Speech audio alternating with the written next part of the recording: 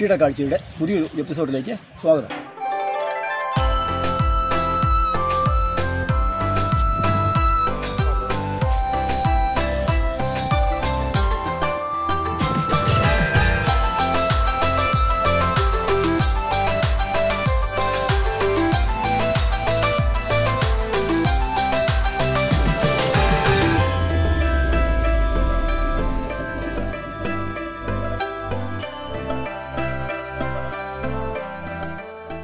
നമ്മൾ ഇന്ന് എത്തി നിൽക്കുന്നത് ഇടുക്കി ജില്ലയിലെ ചേറ്റൂടി എന്ന് പറയുന്ന പ്രദേശത്താണ്.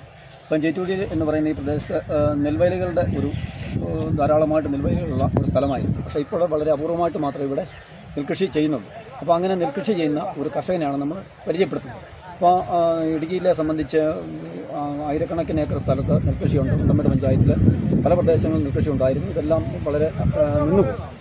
എങ്കിലും വളരെ ചുരുക്കം ചില കർഷകർ നെൽകൃഷി വീണ്ടും പ്രോത്സാഹനമായിട്ട് കൊണ്ടു നടക്കുന്നുണ്ട്. അവർ അതിനോടുള്ള താല്പര്യം കൊണ്ട് കൊണ്ടു നടക്കുന്നുണ്ട്. അങ്ങനെയുള്ള ഒരു യുവ കർഷകനെയാണ് ഇന്ന് നിങ്ങൾക്ക് പരിചയപ്പെടുത്തുന്നത്. നമ്മളിപ്പോൾ ഈ നെൽകൃഷി നമ്മൾ ചെയ്യുന്നുണ്ട്. അപ്പോൾ എത്ര വർഷമായിട്ട് നമ്മൾ നെൽകൃഷി ചെയ്യുന്നുണ്ട്? കുറച്ച് വർഷങ്ങളായിട്ട് നമ്മൾ തുടർച്ചയായിട്ട് ചെയ്തുകൊണ്ട് പറ്റുന്നതാണ്. എല്ലാ വർഷം ചെയ്ത് വരുന്നു ഉണ്ട്. അപ്പോൾ നെൽകൃഷി നമ്മൾ ചെയ്യുമ്പോൾ നമുക്ക് നേരത്തെ തന്നെ ഉള്ള കണ്ടെങ്കിലാണോ അല്ലെങ്കിൽ നമ്മളിപ്പോൾ പുതിയതായിട്ട് നമ്മൾ പാട്ടമാണോ? നമ്മുടെ സ്വന്തമാണ്. അപ്പോൾ വർഷങ്ങളായിട്ട് നമ്മൾ ചെയ്യുന്നത്. നെൽകൃഷി ഇപ്പം വളരെ അപൂർവമായിട്ടാണ് വളരെ ആൾക്കാർ ചെയ്യുന്നത്. അപ്പോൾ ഈ നെൽകൃഷി നമുക്ക് ലാഭകരമാണോ അല്ലെങ്കിൽ നഷ്ടമാണോ? അതെങ്ങനെയാണ് അതിൻ്റെ നിങ്ങൾ ചെയ്യാനുള്ള പ്രചോദനമൊക്കെ? അതിന് ലാഭം നഷ്ടം നോക്കുന്നില്ല. നമ്മളിതിങ്ങനെ നമുക്ക് നല്ല നെല്ല് ചോറ് കഴിക്കുകയും ചെയ്യാം, എന്നാലും കച്ചിയാവും, അങ്ങനെയുള്ളതൊക്കെ ആയിട്ട് അങ്ങ് ചെയ്ത് പോകും. നമ്മുടെ ആവശ്യത്തിനുള്ള നെല്ല് നമുക്ക് കിട്ടുന്നു, അതുപോലെ അരി കിട്ടുന്നു, അതുപോലെ നമുക്ക് കന്നാലുകളെ കച്ചിയൊക്കെ കിട്ടും. അതുകൊണ്ടാണ് അല്ലേ? അപ്പോൾ ഇതെങ്ങനെ ഇതിൽ കൃഷി രീതികളൊക്കെ ഈ നമുക്ക് ഇവിടെ ഈ കാള പൂട്ടുവാണോ അല്ലെങ്കിൽ ട്രാക്ടറാണോ? എങ്ങനെയാണ് അതിൻ്റെ? നമ്മൾ ട്രില്ലർ വെച്ച് വേണം പൂട്ടുന്നത്. ട്രില്ലർ വെച്ച് പൂട്ടും. അപ്പോൾ അതിനുള്ള ആൾക്കാരെ കിട്ടാനുണ്ടോ?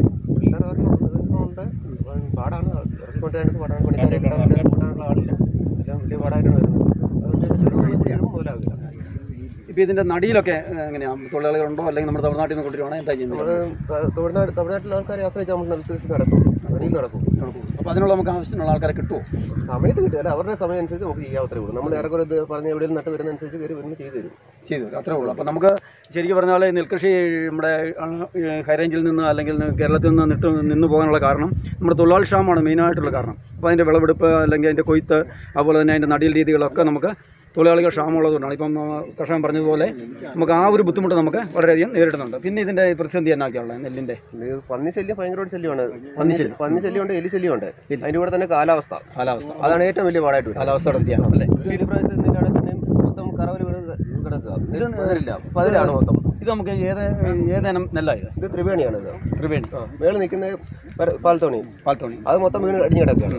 അതിൽ നമുക്ക് കത്തി എങ്ങനെ കൊയ്തെടുക്കാവുന്ന ഉള്ള നെല്ല് പോലും കിട്ടില്ല. ശരിക്കും പറഞ്ഞാൽ നമുക്ക് ലാഭകരമല്ല, പക്ഷേ നമ്മുടെ ആവശ്യത്തിനുള്ളത് അത് കിട്ടുമെന്നുള്ളത് നമ്മൾ ചെയ്യാൻ പറ്റും. കൊണ്ട് ഉണ്ട്. ഇപ്പം നമുക്കിവിടെ ഈ നിങ്ങൾ കുറച്ച് പേരുണ്ടല്ലോ ഇവിടെ. അപ്പോൾ ഇവർ ഇത് കൊയ്യാനായിട്ട് ഇങ്ങനെ വന്നിട്ടുണ്ട്. അപ്പോൾ നമ്മളിപ്പോൾ സാധാരണഗതിയിൽ അത് സ്ത്രീ തൊഴിലാളികളാണല്ലോ കൂടുതൽ കൊയ്യാനൊക്കെ എടുക്കുന്നത്. ഇപ്പം നമ്മളെല്ലാം ആണുങ്ങൾ തന്നെയാണ് കാണുന്നത്. അപ്പോൾ എന്നാ ഇത് ഇവരായിരിക്കും ഒന്ന് പരിചയപ്പെടുത്താം. അവരെ നമ്മളിവിടെ തൊഴിലാളികളെ കിട്ടാനില്ല. നമ്മുടെ സുഹൃത്തുക്കളെല്ലാവരും കൂടിയാണ്, നമ്മുടെ അയൽവാസികളും കൂട്ടുകാരെല്ലാവരും കൂടിയാണ് നിങ്ങൾ കൊയ്തുകൊണ്ടിരിക്കുന്നത്. അപ്പോൾ നമ്മുടെ പഴയ രീതിയിൽ തന്നെ നമ്മുടെ സുഹൃത്തുക്കൾ ഒക്കെയാണ് കൃഷിയിൽ സഹായിക്കുന്നത്. പണ്ട് നമ്മുടെ ഹൈറേഞ്ചിലെ ആൾക്കാർ കുടിയേറി കഴിഞ്ഞപ്പോൾ പരസ്പരം നമ്മൾ മാറ്റാൾ പണിയൊക്കെ ചെയ്തിരുന്ന പോലെ തന്നെയാണ് ഇപ്പം ചെയ്യുന്നത്. അങ്ങനെ ഉണ്ടെങ്കിൽ നമുക്ക് നെൽകൃഷി ലാഭകരമായിട്ട് കൊണ്ടുപോകാൻ പറ്റുമെന്നാണ് പോയി പറയുന്നത്. അപ്പം അദ്ദേഹത്തിൻ്റെ അനിയനൊക്കെ ഉണ്ട്, അനിയനുണ്ട്, അവർ സഹോദരനുണ്ട്. അവരെല്ലാം ഈ പ്രവാസികളൊക്കെ. പക്ഷേ അവരൊക്കെ വന്ന് ഇത് ചേറിലിറങ്ങി ഒക്കെ നല്ല പണിയുന്നുണ്ട്. അതുപോലെ തന്നെ അദ്ദേഹത്തിൻ്റെ സുഹൃത്തുക്കളുണ്ട്. അപ്പോൾ അവരെ വേണമെങ്കിൽ നമുക്കൊന്ന് പരിചയം. അവർക്കെല്ലാം കൃഷിയൊക്കെ ഉള്ളവരാണ്. എല്ലാവരും കൃഷിയുള്ളവരാണ്. ഇവരെല്ലാം നമ്മുടെ അടുത്തോട്ട് ഇത് നമുക്ക് തൊട്ടയിലൊക്കത്തുള്ളവർ കൃഷിക്കാരാണ്. അവർ നെൽകൃഷി ചെയ്യുന്നവരാണ്. ഇത് കഴിഞ്ഞിട്ട് അടുത്ത് അവരുടെ കൊയ്യാനുള്ളതാണ്. അപ്പോൾ പരസ്പരം നമ്മൾ സഹായിക്കുന്നു. അതേ പറ്റുള്ളൂ, അല്ലാതെ നമുക്ക് വേറെ ആൾ കിട്ടാനില്ലാത്തതുകൊണ്ട് അത് ചെയ്യാൻ പറ്റുള്ളൂ. മെഷീൻ കൊണ്ട് കഴിയുമ്പോൾ അത് ഇത് തല്ലുന്നു, ഇത് തല്ലി കഴിയുന്നു, അടുത്ത അതിൻ്റെ തുടങ്ങി. അപ്പോൾ നമ്മൾ പഴയ ഐക്യത്തിലേക്ക് നമ്മൾ തിരിച്ചു. അങ്ങനെ ഉണ്ടെങ്കിൽ മാത്രമേ നമ്മുടെ കൃഷി മുന്നോട്ട് കൊണ്ടുപോകാൻ പറ്റുള്ളൂ. നമുക്ക് പറ്റത്തുള്ളൂ. ഇല്ലാതെ വന്നു കഴിയുമ്പോൾ കൃഷി നിന്നു. ഇപ്പോൾ ഈ തലമുറയിലുള്ള എത്ര ആൾക്കാർ ഇങ്ങനെ ചെയ്യുന്നു. അതിനകത്ത് ഇനി മുന്നോട്ട് വന്നു കഴിയുമ്പോൾ ഈ തലമുറയിലേക്ക് ആൾക്കാർ പുതുതായിട്ട് ഇറങ്ങുന്നില്ല. നെൽകൃഷി ആണെന്നല്ല ഒരു കൃഷിയിലേക്ക് ഇറങ്ങി വരുന്നില്ല. ഈ നമുക്കിപ്പോൾ കൃഷിഭവനിൽ നിന്ന് പിന്നെ നമുക്ക് എന്തെങ്കിലും സഹായങ്ങളോ സബ്സിഡികളോ അങ്ങനെ വല്ലതും കിട്ടും? സബ്സിഡി കിട്ടിയായിരുന്നു. കിട്ടുന്നുണ്ട്. ഏക്കറിന് 4000 രൂപയും കിട്ടി. ചെറിയ തോതിലുള്ള സഹായങ്ങളുണ്ട് അല്ലേ? അപ്പം ശരിക്കും പറഞ്ഞാൽ കൃഷിഭവനിൽ നിന്ന് നല്ല സബ്സിഡി ആവുന്ന നല്ല സഹായങ്ങളൊക്കെ കിട്ടുവാണെങ്കിൽ നമ്മുടെ കൃഷിക്കാർ കുറച്ചുകൂടെ കൃഷിയിലേക്ക് വരാനായിട്ട് താല്പര്യപ്പെടും. അപ്പോൾ നമുക്ക് ഈ വണ്ടമേട് കൃഷിഭവൻ്റെ കീഴിലാണ്. അപ്പോൾ ഇവിടെ വളരെ അപൂർവം ആൾക്കാർ മാത്രമേ കൃഷി ചെയ്യുന്നുള്ളൂ. അപ്പം കൃഷിഭവൻ്റെ ഭാഗത്ത് നിന്ന് തന്നെ സപ്പോർട്ടുണ്ട്. എന്നാൽ പോലും മനുഷ്യന് ഇതിന്റെ ലാഭനഷ്ട കണക്ക് നോക്കി കഴിയുമ്പോൾ ചെയ്യാൻ പറ്റില്ല. നമ്മുടെ പ്രശ്നം തൊഴിലാളി ക്ഷാമവും കാലാവസ്ഥാ വ്യതിയാനവുമാണ്. പിന്നെ ലാഭനഷ്ട കണക്ക് നോക്കി പിന്നെ കാട്ടുപന്നി ഭയങ്കര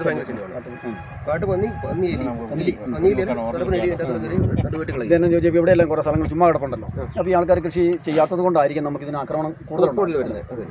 ഈ നെല്ലിൽ നമ്മൾ രാസവളമൊക്കെ ഇടുകയോ അല്ല കീടനാശിനിക്ക് അടിക്കുകയോ അല്ല ജൈവരീതി എങ്ങനെ 100% ജൈവരീതി തന്നെയുള്ളതാണ്. ജൈവരീതി തന്നെ ചാണകവും അങ്ങനെയുള്ളത് മാത്രമേ. അതുകൊണ്ട് വിളവ് കുറയും, നല്ല രീതിയിലായിട്ട് കഴിക്കും.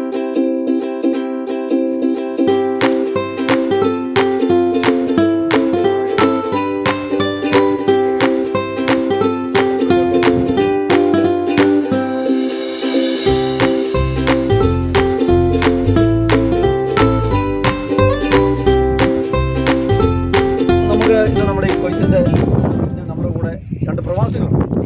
നമുക്ക് അവരോട് അവരുടെ ഈ ഫിലിമിലേക്ക് അല്ലെങ്കിൽ നമുക്ക് ഒപ്പം വന്നിരിക്കുന്ന കൊയ്ത്തിൻ്റെ കൃഷി അനുഭവങ്ങളെ കുറിച്ച് നമുക്ക് ഒന്ന് പരിചയപ്പെടുത്തി. കൃഷിയോടുള്ള ഒരു താല്പര്യവും ഉണ്ട് കൊയ്യാൻ വേണ്ടി അറിയാം. അതൊക്കെ നിന്ന് പോകുന്ന ഒരു പ്രസ്ഥാനമാണ്. അതായത് നിന്ന് പോരുന്നൊരാഗ്രഹമുണ്ട്. അച്ഛനും ഒക്കെ ചെയ്തു വരുന്ന കൃഷിയാണ്. നിന്ന് പോരുന്നൊരാഗ്രഹമുണ്ട്, അതുകൊണ്ട് ചെയ്യുന്നു. അതുകൊണ്ട് ഇതിനായിട്ട് എത്ര വർഷമായിരുന്നു? ഗൾഫിലിപ്പോൾ ഒരു 9 വർഷമായി. 9 വർഷം. ഇപ്പോൾ അവിടെ എന്നാ ജോലി ചെയ്യുന്നത്? ശരിക്കും പറഞ്ഞാൽ നമുക്ക് അതാണോ നമുക്ക് കൃഷി ചെയ്യുന്നതാണോ? കൃഷി കിട്ടുന്നത് കൃഷി തന്നെയാണ്. നമ്മുടെ പറമ്പിൽ നമ്മുടെ നാട്ടിൽ അല്ലേ ഇതിൽ കൃഷി ചെയ്യുക എന്ന് പറയുന്നത് വലിയൊരു സംതൃപ്തി തന്നെയാണ്. അതെ അതെ. പിന്നെ അവിടുത്തെ ചൂടും കാലാവസ്ഥയും ഒക്കെ അപ്പോൾ നമുക്കിവിടെയാണ് നല്ല തണുപ്പുണ്ട്. ഇപ്പോൾ തണുപ്പാണ്. കൃഷി നമുക്ക് ചെറുപ്പം മുതലേ അതിനോട് നല്ല താല്പര്യമുണ്ട്. താല്പര്യമുണ്ട്. അതുകൊണ്ടാണ് ഇപ്പം വന്നിട്ട് ഇപ്പം നമ്മൾ ചെടിയിലോട്ടൊക്കെ ഇറങ്ങാൻ മടിയൊന്നും വന്നിട്ട് 15 ദിവസമായും നമ്മളെ കണ്ണം കൊയ്യാൻ ഒരു സന്തോഷം, പ്രത്യേക സന്തോഷം. ഈ വേറൊരു പ്രവാസിയുണ്ട്, അത് നമ്മുടെ യുവൻ്റെ ഒരു വേറെ സഹോദരനാണ്. അപ്പോൾ അദ്ദേഹത്തോട് നമുക്ക് ചോദിക്കാം, ഒന്ന് പരിചയപ്പെടുത്തും. എൻ്റെ പേര് വിനു. ഞാൻ 15 വർഷമായിട്ട് ഗൾഫിലാണ്. കോടി വർഷം വന്നപ്പോഴും കൊയ്ത്തിൻ്റെ സമയത്താണ്. അപ്പോൾ അത് കാരണം അത് കൊയ്ത്തിനോടൊരു ഇൻട്രസ്റ്റ് ഉണ്ട്. പണ്ട് കാലം മുതൽ ചെയ്തുകൊണ്ടിരുന്നതാണ്. അത് കഴിഞ്ഞ് ഗൾഫുകാർ ആണെങ്കിലും അതിലേക്ക് വരുമ്പോൾ ഇതുപോലെ കൊയ്ത്തിനും ഇതിനും കൂടാറുണ്ട്. അവിടെ കൃഷിക്കൊക്കെ കൂടുന്നു. അവിടെ എന്താ നമ്മുടെ ജോലി? ഇലക്ട്രിക്കൽ ഫീൽഡാണ്. ഇവിടെ നമുക്ക് നല്ല താല്പര്യമുണ്ടോ?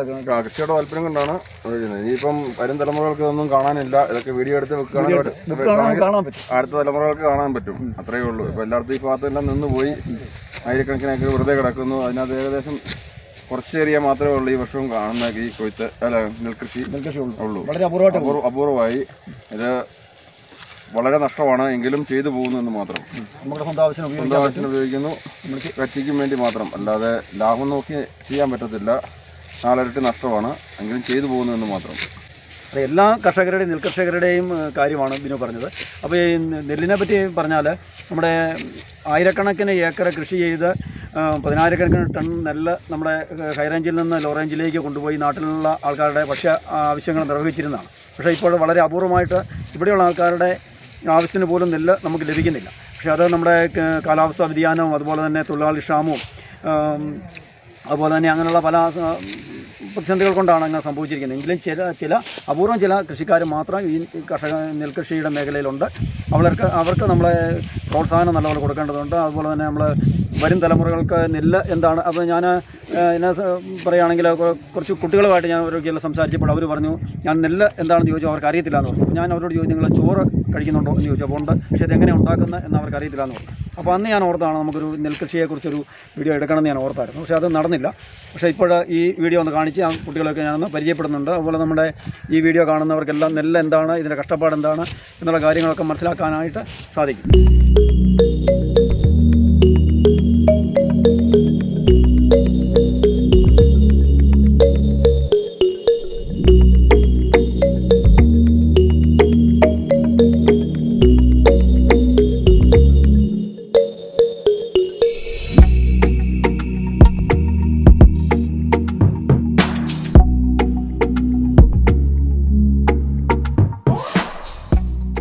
നമ്മളെ രാവിലത്തെ കാലാവസ്ഥ നമുക്ക് ഹൈറേഞ്ചിൻ്റെ കാലാവസ്ഥ നല്ല മഞ്ഞായിരുന്നു. രാവിലെ നമുക്ക് തൊട്ടടുത്ത് നിന്നാൽ പോലും കണ്ടു കാണാൻ മേലാത്ത ഒരു കാലാവസ്ഥയായിരുന്നു. ഇപ്പം കണ്ടോ, ഇതാണ് ഹൈറേഞ്ചിൻ്റെ കാലാവസ്ഥയുടെ പ്രത്യേകത. ഇപ്പം നല്ല തെളിവായി, നല്ല വെയിലായി. അപ്പോൾ നമുക്ക് നെല്ലൊക്കെ ഉണങ്ങാനായിട്ട് ഇപ്പം നമുക്ക് നെല്ല് അവർ കൊയ്ത് കഴിഞ്ഞ നെല്ല് നമ്മുടെ കണ്ടത്തിൽ നിന്ന് ചുമന്ന് കളത്തിൽ കൊണ്ടുവന്ന് തല്ലാനായിട്ട് പോവുകയാണ്. അപ്പോൾ നമ്മൾ ചെറിയ മെഷീൻ കൊണ്ടുവരുന്നുണ്ട്, ആ മെഷീനിലാണ് അത് തല്ലുന്നത്. അപ്പോൾ നമുക്ക് നല്ല കാലാവസ്ഥ ആയതുകൊണ്ട് ഇപ്പം ബുദ്ധിമുട്ടില്ല. രാവിലത്തെ കാലാവസ്ഥയായിരുന്നെങ്കിൽ ഭയങ്കര പാടായിരുന്നു, ഭയങ്കര മഞ്ഞൊക്കെ ആയിരുന്നു. അപ്പോൾ ഇപ്പം നല്ല കാലാവസ്ഥയാണ്. ഇതാണ് ഹൈറേഞ്ചിൻ്റെ മാറി മറിച്ച് ചിലപ്പോൾ 1 മണിക്കൂർ കഴിയുമ്പോൾ വീണ്ടും രാവിലത്തെ കാലാവസ്ഥ മഞ്ഞ് കാലാവസ്ഥ വരും. അതാണ് ഹൈറേഞ്ചിൻ്റെ മനോഹാരിത.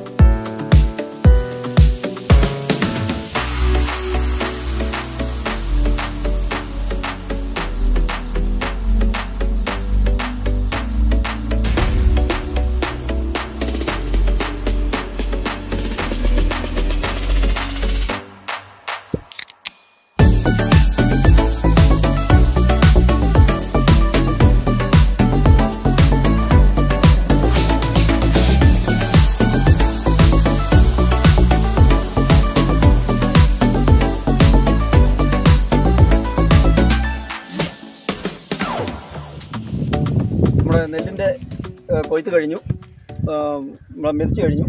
അപ്പം ഇവിടെ ഒരു സെക്ഷനുണ്ട്, പിന്നെ ഇതിനങ്ങേപ്പുറ മാറി വേറെ സെക്ഷനുണ്ട്. അങ്ങനെ രണ്ടിടത്തോട്ടാണ് ഇട്ടേക്കുന്നത്. അപ്പോൾ നമ്മൾ കണ്ടത്തിൽ തന്നെ പടുതാക്കിയിട്ട് ഇവിടെയാണ് തല്ലിയത്. അപ്പോൾ ചെറിയൊരു മെഷീനിൽ നിന്നുള്ള നെല്ല് തല്ലുന്നൊക്കെ നമ്മളെ ഇതിനകത്ത് കാണിക്കുന്നുണ്ടല്ലോ. അപ്പോൾ ഇത് നമുക്ക് നെല്ലൊക്കെ കൂട്ടിയിട്ടുണ്ട്. ഇതിൻ്റെ ഇനിയിപ്പോൾ ഇതിൽ പതിരൊക്കെ കളയണം. പതിരൊക്കെ കളഞ്ഞ് ഉണങ്ങിക്കഴിഞ്ഞ് പതിരെല്ലാം കാറ്റ് പിടിച്ചൊക്കെ കളഞ്ഞ് കഴിയുമ്പോൾ നമുക്ക് നല്ല നെല്ല് കിട്ടും. ആ നെല്ലാണ് നമ്മൾ കൊണ്ടുപോയി ഉപയോഗിക്കുന്നത്. അപ്പോൾ അരിയായിട്ടൊക്കെ ഉപയോഗിക്കുന്നത്. അപ്പോൾ ഇത് കുട്ടികൾക്ക് വേണ്ടിയാണ്, അത് പ്രത്യേകം ശ്രദ്ധിക്കണം. നെൽകൃഷിയെക്കുറിച്ച് പ്രായമുള്ളവർക്കൊക്കെ അറിയാം. അപ്പോൾ ഇത് കുട്ടികളുടെ ഓർമ്മയ്ക്ക് വേണ്ടി കൂടിയാണ് ഇത് പറയുന്നത്. അപ്പം കുട്ടികളെ ഒന്ന് പറഞ്ഞ് നിങ്ങൾ ഈ വീഡിയോ കാണുന്ന കുട്ടികളെ ഒന്ന് പറഞ്ഞ് മനസ്സിലാക്കുകയാണെങ്കിൽ അവർക്ക് ഈ നെൽകൃഷി ഉണ്ടാകുന്നതിനെക്കുറിച്ചും അവർ ഭക്ഷണം കഴിക്കുമ്പം അതിൻ്റെ വിഷമതകളെക്കുറിച്ചുമൊക്കെ മനസ്സിലാക്കാനായിട്ട് സാധിക്കും. അപ്പോൾ നമുക്ക് ഇത് ഇന്നലെ കൊയ്ത നെല്ല്, അപ്പോൾ ഇതിന്ന് രാവിലെ കൊണ്ടാണ് അടിച്ച് തീർന്നത്, മെതിച്ചൊക്കെ തീർന്ന് ഇപ്പോൾ ഇങ്ങനെ കൂട്ടിയിട്ടിരിക്കുന്ന ഇവർ ഉണങ്ങാൻ പോവുകയാണ്. അതുപോലെ തന്നെ കച്ചിയൊക്കെ നമുക്ക് കന്നുകാലികൾക്കൊക്കെ കച്ചിയൊക്കെ കിട്ടിയിട്ടുണ്ട്.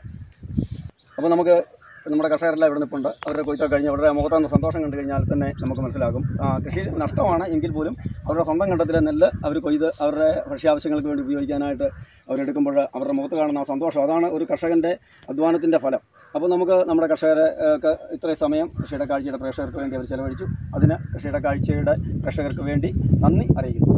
നെൽകൃഷിയെക്കുറിച്ചുള്ള ഞങ്ങളുടെ ഈ ചെറിയ പ്രോഗ്രാം നിങ്ങൾക്ക് ഇഷ്ടമായെങ്കിൽ ലൈക്ക് ചെയ്യുക, ഷെയർ ചെയ്യുക, കമൻറ്റ് ചെയ്യുക, സബ്സ്ക്രൈബ് ചെയ്യുക.